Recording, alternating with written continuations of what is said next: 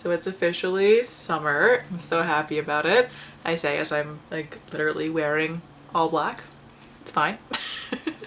I love summer. I don't love the heat, I'm not gonna lie. I like the heat when I'm like at the beach, and that's about it. So I'm not big on the weather of summer, but I do love the vibes of summer, you know? And if you know me, I love a seasonal read. I love pairing my books to the environment around me. And during the summer, there are a couple different kinds of vibes that I like to go for. So I thought today, let's talk about some of the books that I'm hoping to get to throughout the summer season. The kinds of books that I like to read during the summertime are romance books, things to do with like pirates or mermaids, or like just like books set on the sea. And then some like adventure-y kind of things, like quests and that sort of thing. So I have a bunch of books in those categories, and then I do have a couple of randoms as well too that I'll get to at the end.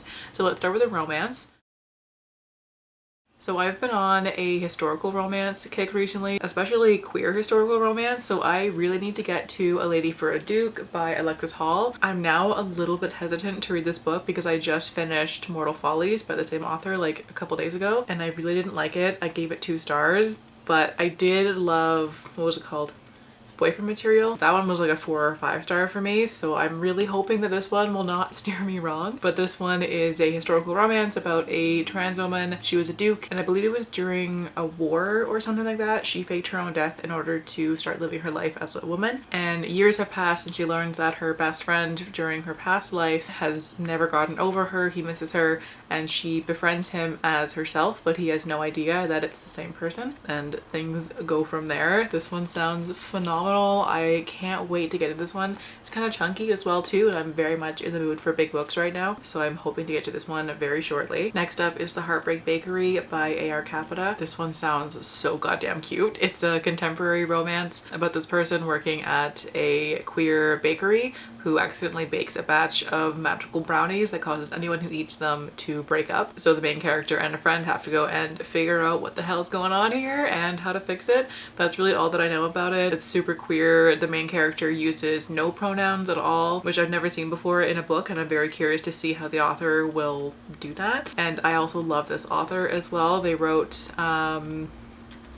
oh, I can't think of the name right now, but I'll put a picture up here of the one that I'm talking about. I read the book years ago and I loved it. It was like one of the best things that I read at the time. So I'm hoping that this one will also be fantastic.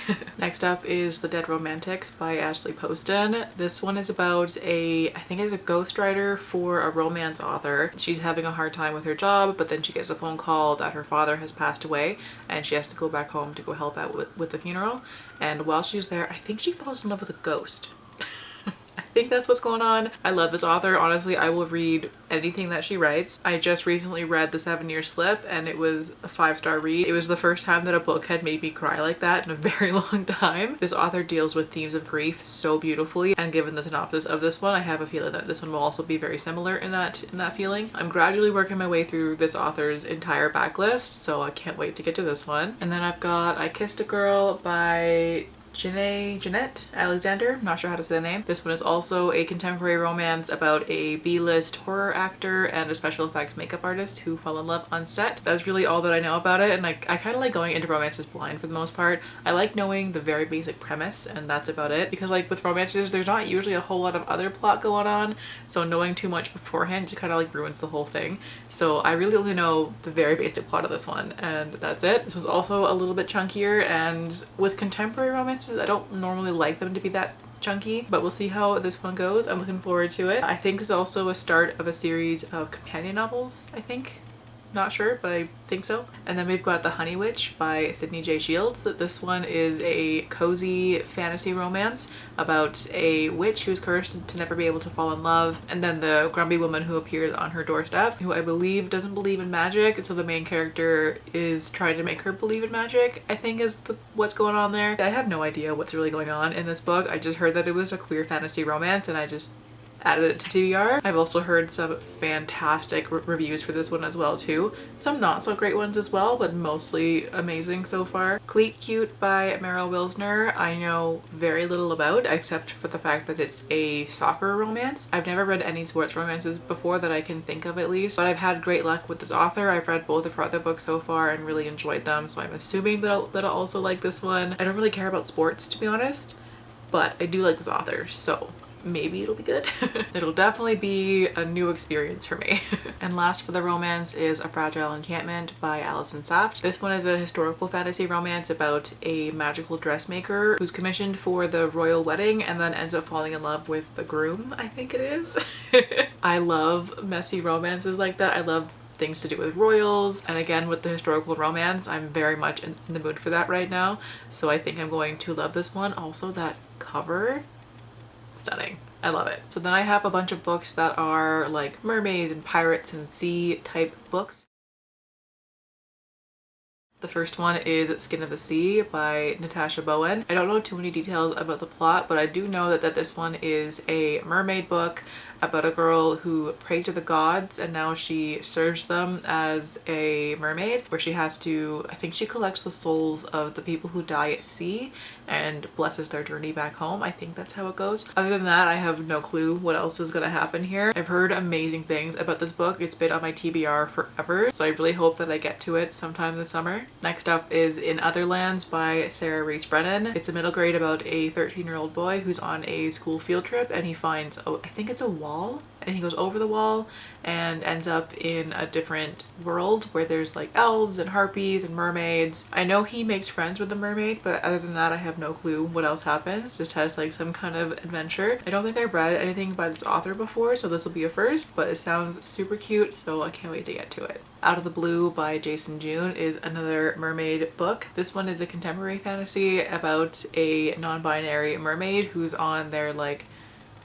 quest type thing that all teenage mermaids have to do, where they have 1 month to help a human in some significant way. So the mermaid character meets this boy who was just dumped by his boyfriend, so they agree to help him. I think they're gonna like fake date in order to make the ex-boyfriend jealous, and we all know how that goes. So this one sounds adorable. I haven't seen too many reviews for this one, but it sounds adorable, so hopefully I'll love this one as well. Thursday Mermaids by Leyh. I'm not really sure how to say their last name. This one is a graphic novel about 3 drunk mermaids who have to masquerade as humans. They go on land to end up in more taverns getting more and more drunk, and shenanigans ensue from there. Again, I've heard 0 reviews for this one before, but I can't imagine a world where I don't love this book. I love books that involve like creatures or monsters or aliens or robots or whatever the case is having to pretend to be human. It always makes me laugh no matter what. I love that trope. So I imagine that I will also love this one. Last one for the mermaidy piratey books is Letters to the Luminous Deep by Sylvie Cathrall. First of all, the cover. Gorgeous. I am so obsessed with the cover. It's so beautiful. Plot wise, I'm not really sure what it's about, to be honest. I know it has to do with the main character is like exchanging letters with this person that they only know as E, and the two of them make some sort of life-changing discovery. That's all that I know about it. Also, the main character lives underwater, I think. I don't know. It sounds cool as hell. And it says that it's for fans of TJ Klune, so I'm assuming that I'm going to love this book as well. I have a couple of adventure novels. The first one is Pilar, Ramirez and the Escape from Zafa by Julian Randall. This one is a portal fantasy. I love portal fantasy. It's my favorite genre of book or movie or literally any kind of media ever, and I will read pretty much anything that has portal fantasy in it. This one is a middle grade. It's about this girl. I think her cousin disappeared and she learns that one of her teachers studies people who have disappeared. So she goes to see if the teacher has any information on her cousin and finds a folder with her cousin's name on it, opens it and gets sucked into another world. And it says that she lands on Zafa, an island swarming with coconut-shaped demons, butterfly shapeshifters, and a sinister magical prison where her cousin is being held captive. That sounds great. I think that I'm going to absolutely love this book. This sounds like it's going to be right up my alley and I can't wait to get to it. I'm definitely going to read this one very, very soon. And then the other adventure-y type book that I have is Travelers Along the Way by Amina Safi. This one is part of the Remixed Classics series, which I've been loving. I've read 2 of them so far and really enjoyed both of them. That series is a bunch of authors who have gotten together and they're like taking classic books and remixing them in some way to include marginalized characters. And this one is a Robin Hood retelling I'm not really sure what the remix is. I haven't actually read the synopsis. I just saw that it was part of this series and also Robin Hood and immediately added it without reading anything else about it. So yeah, I know literally nothing, but either way, I'm very much looking forward to it. And then for my randoms, like these ones don't really have a specific like genre that feels summery to me. It's just that these specific books feel very summery to me, so I'm including them here.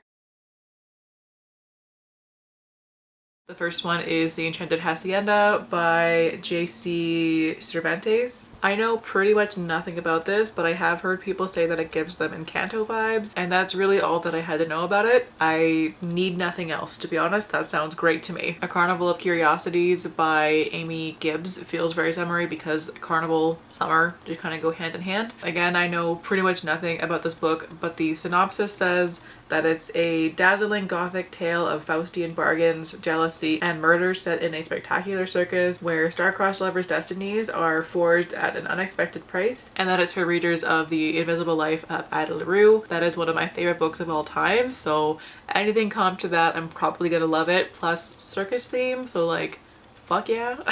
Bless Your Heart by Lindy Ryan. I've heard that this book is what people wanted the Southern Book Club's Guide to Slaying Vampires to be. I read that book and I liked it, but I wanted something different from it, and this book sounds exactly like what I wanted it to be. I think this one is about a daughter, a mom, and a grandma who all run a funeral parlor together, and they also slay vampires, and it's set in the South, and that's all that I need to know about it. This just sounds fantastic. I can't wait to get to this one. I think it was Olivia over at Olivia Reads a Latte that recently read it and was like raving about it, and I've been so hyped for it ever since. So I'm hoping this one will make it onto the TBR very, very soon. Next up is How to Become the Dark Lord and Die Trying by Django Wexler. This one is also apparently hilarious. This one says that it is Groundhog Day meets Guardians of the Galaxy. Full stop. That is all that I need. Like, I don't need to know anything else about this book to know that I'm going to adore it. But this one I think is about a like superhero who's stuck in a time loop, and after a while she gets sick of trying to save the world and just instead becomes the villain. Because why the fuck not? Yeah, I don't know. It sounds weird and wacky and fantastic. Next up is Each of Us a Desert by Mark Oshiro. I at one point knew what this book was about. I kind of forget, so I'm just going to read the first part of the synopsis. It says it's a fantasy novel about finding home and falling in love amidst the dangers of a desert where stories come to life. I believe it's also a sapphic romance as well, so like even better. And desert vibes feel very summery to me for obvious reasons, so this one fits perfectly for the summer season. And then the last one for my summer TBR is Denison Avenue by Christina Wong. This one I picked up on a whim at Indigo one day. It's a contemporary fiction novel about a Chinese Canadian living in Toronto and just kind of her life living near Kensington Market. I believe it takes place after her husband died. So yeah, it says that it's about a woman who's living in Chinatown in Toronto. She begins to collect bottles and cans after the sudden death of her husband as a way to keep grief and loneliness at bay. In her long walks around the city, Chosa meets new friends, confronts classism and racism, and learns how to build a new life in a neighborhood that is beginning to be destroyed and rebuilt, leaving elders like her behind. So it's a lot to do with gentrification, but it's also a love letter to Kensington Market, which is one of my favorite spots in Toronto. It's this beautiful neighborhood which is fighting tooth and nail against being gentrified right now. And then I also opened it, so like the first part of the book is just like a regular book, you know, but if you flip it over and look at it this way, hang on, I have to turn down my, this needs to be a little bit darker to see this properly. So opening it this way, it's also like beautiful illustrations of Kensington Market, and I couldn't not have this book.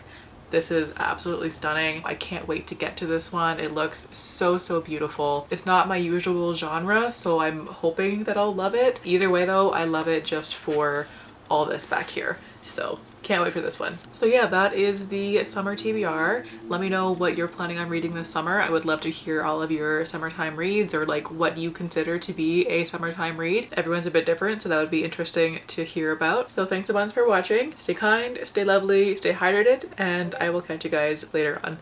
Bye!